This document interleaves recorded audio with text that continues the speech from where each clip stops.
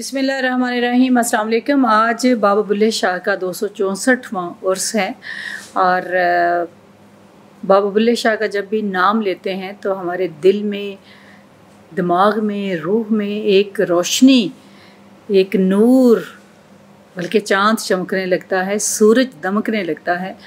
बुल्ले शाह सूफियाना शायरी में, फ़लसफ़े में, तसव्वुफ़ में एक ऐसा बड़ा नाम है कि जो पूरी दुनिया के लोगों के लिए एक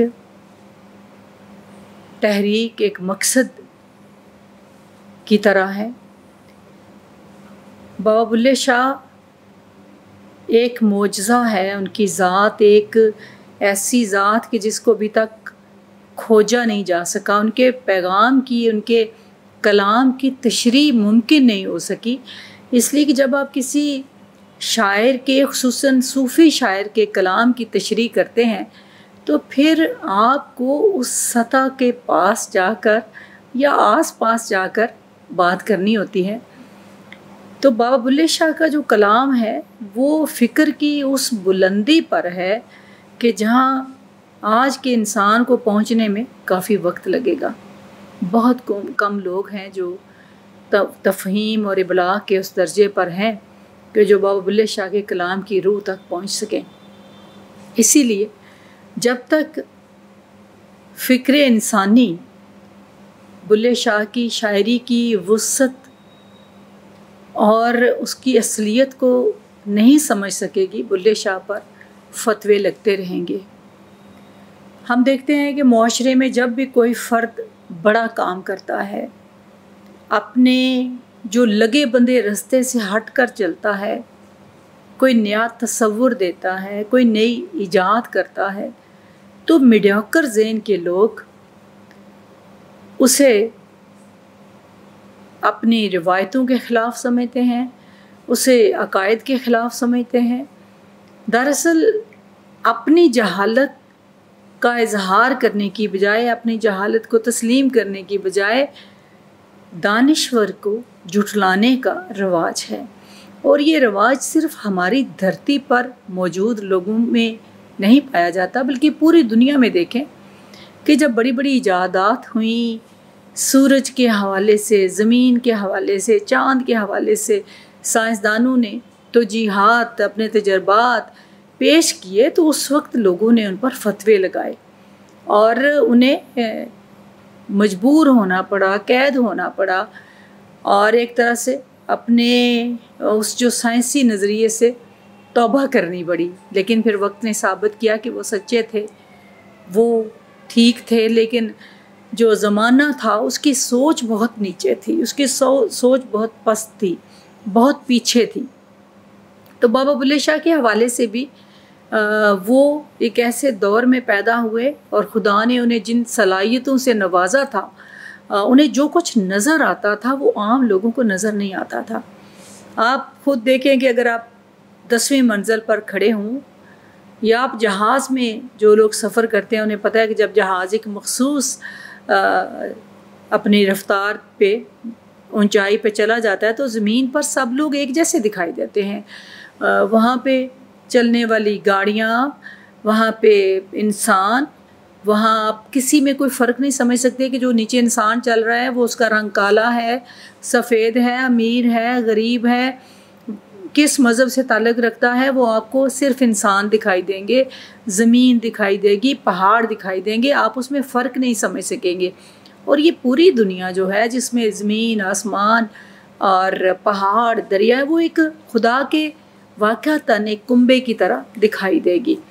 तो बुल्ले शाह भी फ़िक्र की उस बुलंदी पर फाइज़ था जहाँ उसे सारे इंसान एक जैसे दिखाई देते थे। और फिर जो तज़ादात मुआशरे में उन्हें नज़र आते थे, अब बुल्ले शाह ने बाकी शायरों की तरह अपनी ज़ात की नफ़ी की, तालीम हासिल की। वो कहते हैं शरीयत और तरीक़त को माई और दाई कहते हैं, यानी दोनों को साथ लेकर चलने वाले थे। ये ऐसा नहीं था कि वो शरीयत को नहीं मानते थे, बल्कि माई और दाई कहना शरीयत और तरीक़त को, कहते हैं एक ने सानू जम्मिया ते एक ने सानू पालिया है, ते اور یہ दोवें साड़ियाँ मामा ने, मामा ज़ाहिर दाई को भी माँ का दर्जा दिया जाता है। तो ये एक आलम और एक फ़िलासफ़र की सोच थी और उन्होंने अपनी ज़ात की नफ़ी की, ज़ाहिरी बातनी अलूम हासिल किए, मदरसों से तालीम हासिल की, मुख्तलिफ़ जो उस दौर के बहुत बड़े बड़े मदरसे थे, बातनी तालीम हासिल की और फिर उसके बाद उनके ज़हन में तशकीक ने जन्म लिया, क्योंकि तशकीक उसी ज़हन में जब पैदा होती है जिसको चीज़ों के बारे में इल्म होता है कि ये क्या है, जो सवाल करना जानता है जो ज़हन। तो फिर बुल्ले ने देखा कि कायनात में तज़ादात क्यों हैं। उन्होंने सवाल करने शुरू किए अपनी ज़ात से। उन्होंने कहा की जाना मैं कौन, क्योंकि ज़ात की तफ़हीम मुश्किल हो रही थी। एक कलाम में पूरी दुनिया की तारीख़ समो दी कि कहा कि जब कायनात में एक हस्ती है, उसका पर तो हर शय में है, फ़िरौन में भी, इब्राहीम में भी, मुझ में भी, हर एक में भी, तो मुझे अपना आप, क्या मैं अलग हूँ? और अगर मैं अलग हूँ तो मेरा इख्तियार कितना है, मेरा इख्तियार कितना है। वो कहते हैं ना मैं आदम हवा जाया, ना मैं अपना नाम धराया, यानी मेरा तो इतना भी इख्तियार नहीं कि मैं अपना नाम खुद मुंतखब कर सकूं। और इंसान का वाक़अतन इख्तियार नहीं होता कि वो किस शहर में, किस ख़ानदान में पैदा हो, वो उसका नाम क्या हो, और ये सारी चीज़ें उसके इख्तियार में नहीं हैं। तो ये सारे सवाल बुल्ले शाह के दिल में, दिमाग में आए, उन्होंने पूछे, और वो सवाल जो आज तक किसी ने जिनके बारे में सोचने की ज़हमत गवारा नहीं की थी। और उनकी रूह कभी मर्द की आवाज़ में और कभी औरत की आवाज़ में कहती है कि की जाने की मैं कोई वे अड़िया, की जाना मैं कोई वे अड़िया। तो बुल्ले शाह की शायरी समाज के लिए काबिल कबूल नहीं थी, इसलिए कि वो सोचने की बात करते थे, एकता की बात करते थे, इंसानियत की बात करते थे। वो कहते बुल्ले नालू चुल्ला चंगा, यानी एक इंसान जिसका कोई फ़ायदा नहीं किसी को, उससे वो चूल्हा अच्छा है जिसमें लकड़ियाँ जलाकर खाना पकाया जा सकता है। और जो फ़कीर खाते हैं, यानी एक इंसान अगर किसी के काम नहीं आता तो उससे ज़्यादा फ़ायदा मंद तो वो चीज़ है कि जिस पर खाना पकाकर फ़कीरों में बांटा जाता है। इसलिए बुल्ले शाह को भी ज़ाहिर परस्तों की मुखालफत का सामना करना पड़ा, क्योंकि जब उन पर हकीकत खुली कि कायनात में एक ही हस्ती है, उसी का जलवा हर इंसान में है, वो जिस भी मज़हब से ताल्लुक़ रखता हो उसमें वही है, और वो मोहब्बत चाहता है, वो चाहता है कि उसका बंदा उसके नाज नखरे उठाए, उससे लाड करे, उसको चाहे, उससे इश्क करे, उसके किसी को उसका शरीक ना करे। लेकिन हमारे यहाँ इस मोहब्बत की बजाय एक और तरह की मुफादात से भरी हुई मोहब्बत की जाती है। बुल्ले ने देखा कि लोग खुदा से मोहब्बत नहीं कर रहे, इश्क नहीं कर रहे, वो तो इबादत के नाम पर भी अपने मन में पाले हुए बुतों की पूजा कर रहे हैं, क्योंकि जब वो नमाज़ पढ़ रहे होते हैं तब भी उनकी नज़र में कोई ना कोई फ़ायदा होता है। जब वो खुदा का ज़िक्र करते हैं तो तब भी मांग ही रहे होते हैं, हर वक्त मुझे ये चाहिए, मुझे वो चाहिए। मतलब वो बेलौस मोहब्बत नहीं करते, इश्क नहीं करते।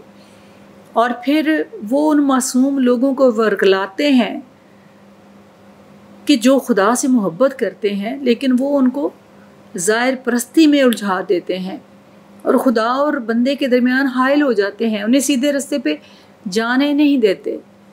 तो बुल्ले ने उन ज़ाहिर परस्तों को ललकारा और कहा कि राती जागें करें इबादत, राती जागन कुत्ते तैथी उत्ते, यानी रात को जाग कर इबादत करना افضل نہیں ہے اگر اس میں عشق نہیں ہے، اگر اس میں بھی آپ نے اپنے مفادات کی بات کرنی ہے، اپنی آرزوؤں کی بات کرنی ہے، اپنی تمناؤں کی بات کرنی ہے، اپنے سودے پورے کرنے ہیں، تو پھر وہ جو کتا ہے، جانور ہے، وہ بھی رات کو جاگتا رہتا ہے اور اپنے مالک کے مال کی حفاظت کرتا ہے۔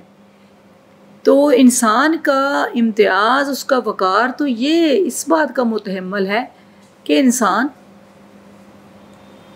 خدا سے عشق کرے۔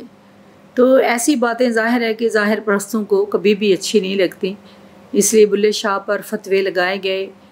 انہیں قصور کے قریب ایک جھنگی میں پناہ لینی پڑی، اور صوفی جہاں ڈیرا لگا لیتا ہے وہاں آبادی بن جاتی ہے، اب وہ مرکزی مقام ہے شہر کا۔ تو انہوں نے اپنی روش نہیں چھوڑی، کیونکہ جو کچھ انہیں دکھائی دیتا تھا اور جو کچھ انہیں معلوم ہو چکا تھا وہ عام لوگوں کی رسائی سے بہت باہر تھا۔ انہوں نے رمز میں، اسرار میں، علامتوں میں بات کی۔ ان کی شاعری تشکیق، سرشاری، جمال اور کمال سے بھری ہوئی ہے۔ تو ہم خوش قسمت ہیں کہ ہم بلے شاہ کے ماننے والے ہیں اور اس دھرتی پر رہتے ہیں جو دھرتی بلے شاہ کی روشن فکر سے اجلی ہے۔ ضرورت اس بات کی ہے کہ آج کے دور میں جب کہ افراتفری ہے، نفسا نفسی ہے، تقسیم ہے، تفریق ہے، اس میں بلے شاہ کی ایکتا اور وحدت پر مرکوز شاعری کو سمجھا جائے اور انسانیت کو ایک لڑی میں پرونے میں اپنا کردار ادا کیا جائے۔ بہت شکریہ۔